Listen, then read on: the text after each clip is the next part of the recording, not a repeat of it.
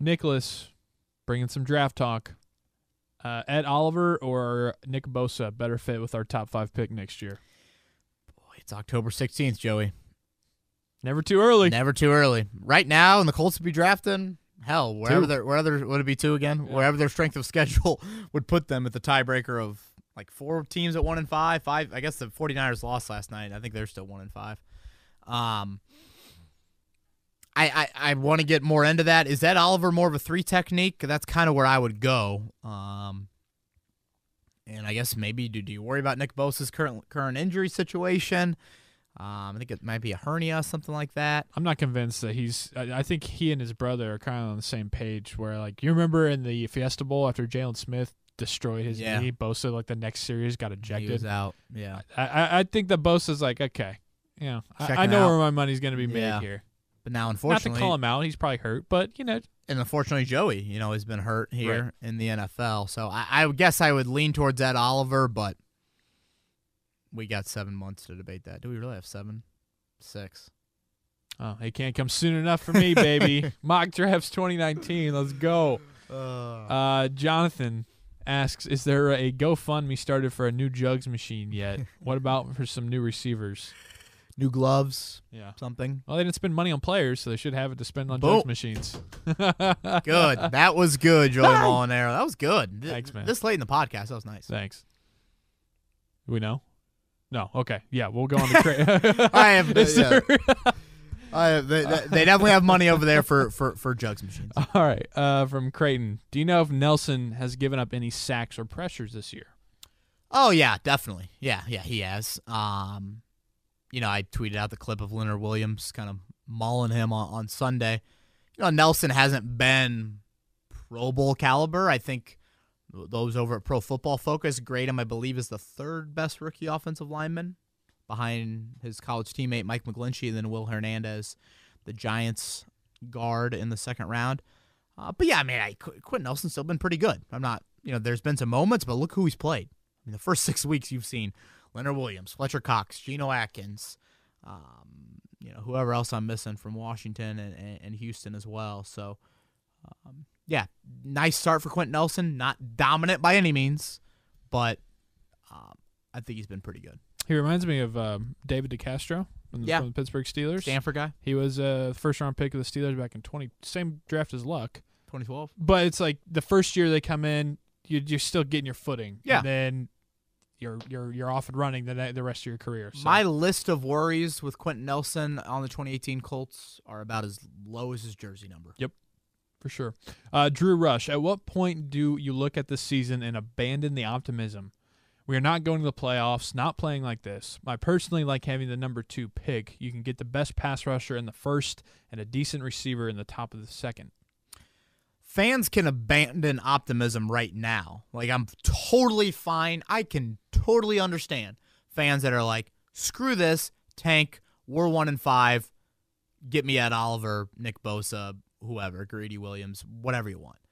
And then I also get fans that are like, no, I want to see some wins. You want to see tangible evidence built to where there is some sort of a winning culture.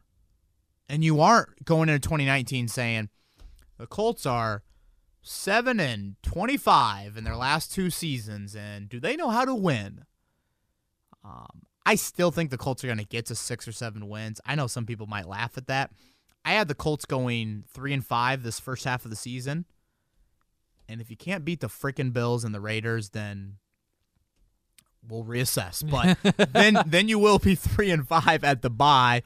And I had them going 7-9. So, like I said earlier, Joey, you don't play a team above 500 the rest of the year, not name the Miami Dolphins, who I guess the Brockett ship. I guess Brock Osweiler's beaten the Colts before, so I shouldn't make a joke about him.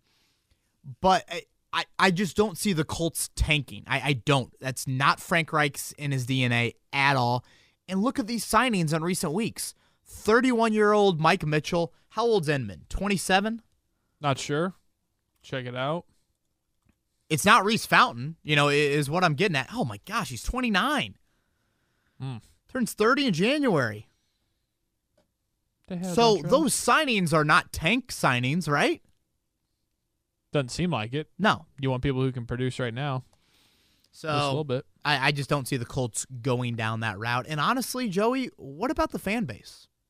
What's Lucas Oil Stadium going to look like Sunday? I was going to ask you that. I'm really intrigued to know what it's going to be like, because if it wasn't that full for the Texans game, I believe it was the smallest crowd in that stadium's history. and you got the lowly Bills and you're 1-5. I mean, Do you know how bad Nathan Peterman is at football?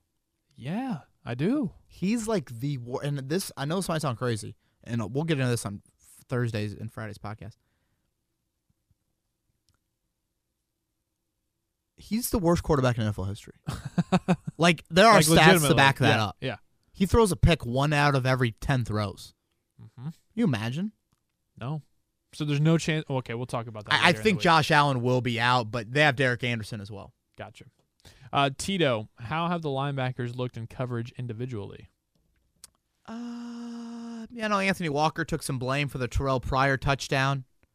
That kind of goes back to my zone drops too deep, and Pryor gets right there in on the goal line, and I think that was a 3rd down, Joey. I think that was a huge play in that game. That was probably the only red zone conversion the Jets had all day.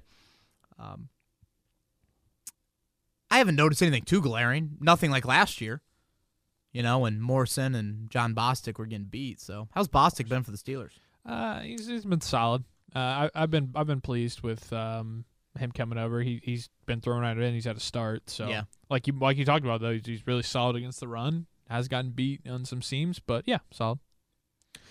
David Long, without Ty, we are obviously suffering. How long before he returns? Also, would like to know about Marcus Johnson's injury status. Well, Johnson's on IR. Looks like an ankle injury. And again, with the IR stuff with those moves right now, Joey, if it's a 2-month thing, you're putting him on IR. Like, you just don't have especially a guy like Marcus Johnson who, showed some flash, but he's not T.Y. Hilton. I would be a little bit surprised if Hilton played against the Bills. I would be. I would say it's going to be a little bit longer on Jack Doyle than Hilton. But I would not be shocked if we didn't see either of them until after the bye. I would say Hilton's got the better chance to possibly be back before the bye. Interesting here from Austin. We're already getting into this talk 6 weeks into his tenure. Do you think Reich is losing the locker room? Because I've seen some players are tired of what's happening in game. Well, no, duh. You're 1-5. No. Stop. Okay. I hate that question. All right. Who is that? That's Austin Gebhardt. Austin, you're better than that. I've seen you ask stuff. Come on now. Nelliano at Lil_Lucky89. How long will Chris and Frank wait until they decide to make a roster change via free agent or trade? 2 more losses and our playoff hopes are done. Yeah, some would argue the playoff hopes are already done, but the AFC South is the Christmas gift that comes in mid-October. Clearly I think they are making moves. It's interesting. I think if you talk to Chris Ballard and Frank Reich right now, certainly if you talk to Frank Reich, they still think they can make the playoffs. With the stretch coming up. Right, you got 5 divisional games left. You're 2 games out of the divisional lead. I've talked about how manageable the schedule is going forward, but I don't think anything of substance. To make a trade, that means you're giving up a draft pick. You're not gonna mortgage that draft capital just to try to sniff your way into the postseason. I don't think you're there at all, but you're trying to make some free agent signings to help things out. Kendall Carpenter Jr. wants to know how close is Tyquan Lewis to returning? Probably post-bye at the earliest.